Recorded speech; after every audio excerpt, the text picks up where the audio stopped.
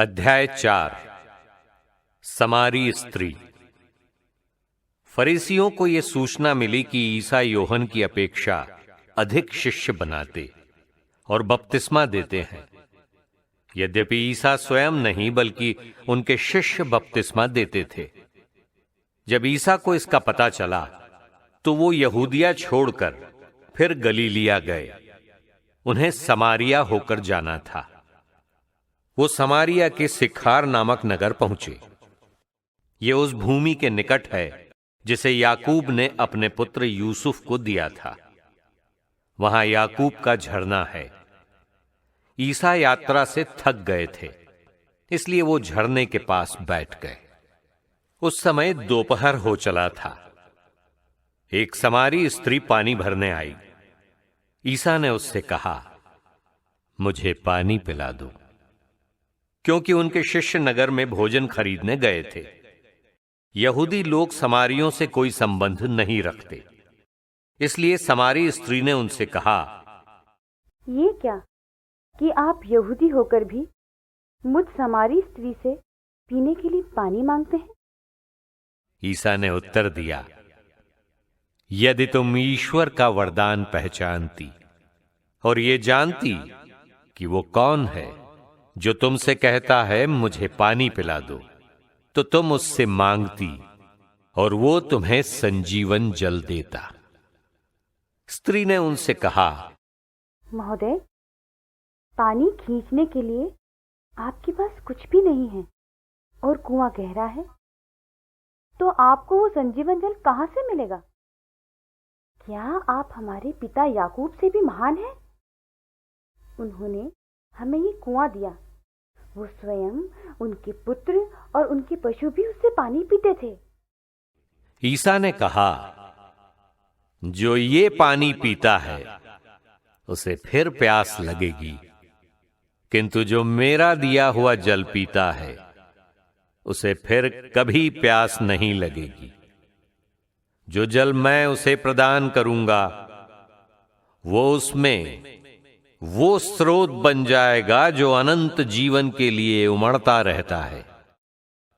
इस पर स्त्री ने कहा, महोदय, मुझे वो जल दीजिए जिससे मुझे फिर प्यास न लगे और मुझे यहां पानी भरने नहीं आना पड़े। ईसा ने उससे कहा, जाकर अपने पति को यहां बुला लाओ। स्त्री ने उत्तर दिया, मेरा कोई पति नहीं है। ईसा ने उससे कहा, तुमने ठीक ही कहा कि मेरा कोई पति नहीं है। तुम्हारे 5 पति रह चुके हैं और जिसके साथ अभी रहती हो वो तुम्हारा पति नहीं है। ये तुमने ठीक ही कहा। स्त्री ने उनसे कहा, महोदय, मैं समझ गई, आप नबी हैं। हमारे पुरखे इस पहाड़ पर आराधना करते थे और आप लोग कहते हैं कि यरूशलेम में आराधना करनी चाहिए। ईसा ने उससे कहा, नारी, मैं तुम्हें विश्वास दिलाता हूं कि वो समय आ रहा है जब तुम लोग न तो इस पहाड़ पर पिता की आराधना करोगे और न यरूशलेम में ही। तुम लोग जिसकी आराधना करते हो उसे नहीं जानते। हम लोग जिसकी आराधना करते हैं उसे जानते हैं, क्योंकि मुक्ति यहूदियों से ही प्रारंभ होती है। परंतु वो समय आ रहा है, आ ही गया है, जब सच्चे आराधक आत्मा और सच्चाई से पिता की आराधना करेंगे। पिता ऐसे ही आराधकों को चाहता है। ईश्वर आत्मा है। उसके आराधकों को चाहिए कि वे आत्मा और सच्चाई से उसकी आराधना करें। स्त्री ने कहा, मैं जानती हूं कि मसीह, जो ख्रीस्त कहलाते हैं, आने वाले हैं। जब वे आएंगे तो हमें सब कुछ बता देंगे। ईसा ने उससे कहा, मैं जो तुमसे बोल रहा हूं वही हूं। उसी समय शिष्य आ गए और उन्हें एक स्त्री के साथ बातें करते देखकर अचंभे में पड़ गए। फिर भी किसी ने यह नहीं कहा, इससे आपको क्या, अथवा आप इससे क्यों बातें करते हैं। उस स्त्री ने अपना घड़ा वहीं छोड़ दिया और नगर जाकर लोगों से कहा, चलिए एक मनुष्य को देखिए जिसने मुझे वो सब जो मैंने किया बता दिया है। कहीं वो मसीह तो नहीं है? इसलिए वे लोग नगर से निकलकर ईसा से मिलने आए। इस बीच उनके शिष्य उनसे ये कहते हुए अनुरोध करते रहे, गुरुवर खा लीजिए। उन्होंने उनसे कहा, खाने के लिए मेरे पास वो भोजन है जिसके विषय में तुम लोग कुछ नहीं जानते। इस पर शिष्य आपस में बोले, क्या कोई उनके लिए खाने को कुछ ले आया है?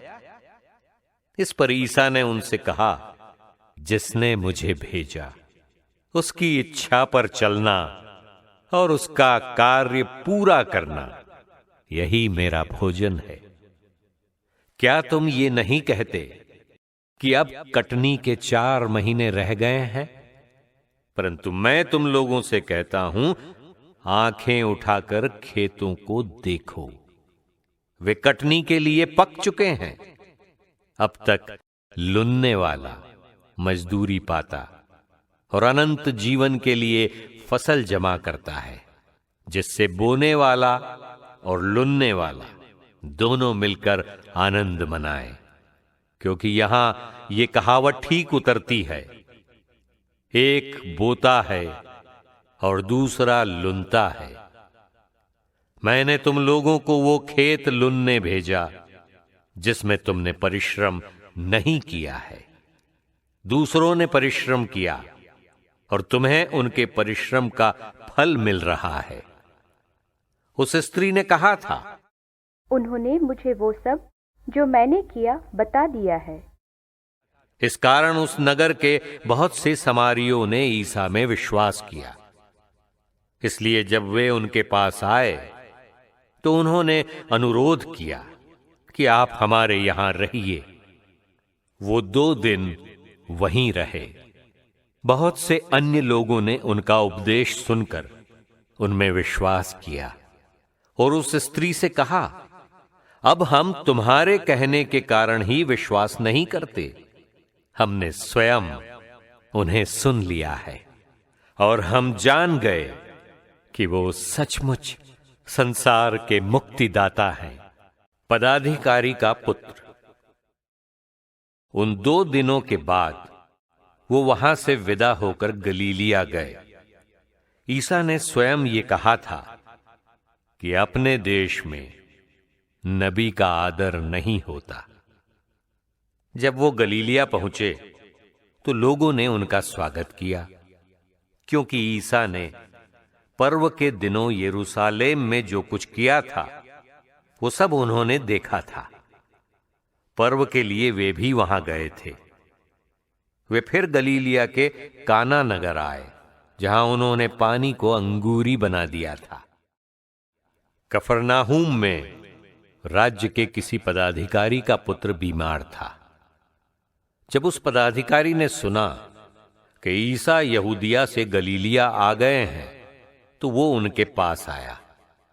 उसने उनसे ये प्रार्थना की कि वो चलकर उसके पुत्र को चंगा कर दे, क्योंकि वो मरने को था। ईसा ने उससे कहा, आप लोग चिन्ह तथा चमत्कार देखे बिना विश्वास नहीं करेंगे। इस पर पदाधिकारी ने उनसे कहा, महोदय कृपया चलिए, कहीं मेरा बच्चा न मर जाए।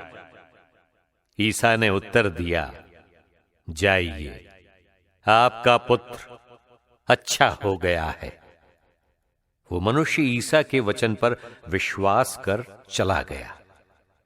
वो रास्ते में ही था कि उसके नौकर मिल गए और उससे बोले, आपका पुत्र अच्छा हो गया है। उसने उनसे पूछा कि वो किस समय अच्छा होने लगा था।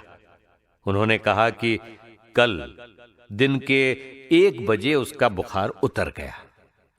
तब पिता समझ गया कि ठीक उसी समय ईसा ने उससे कहा था, आपका पुत्र अच्छा हो गया है, और उसने अपने सारे परिवार के साथ विश्वास किया।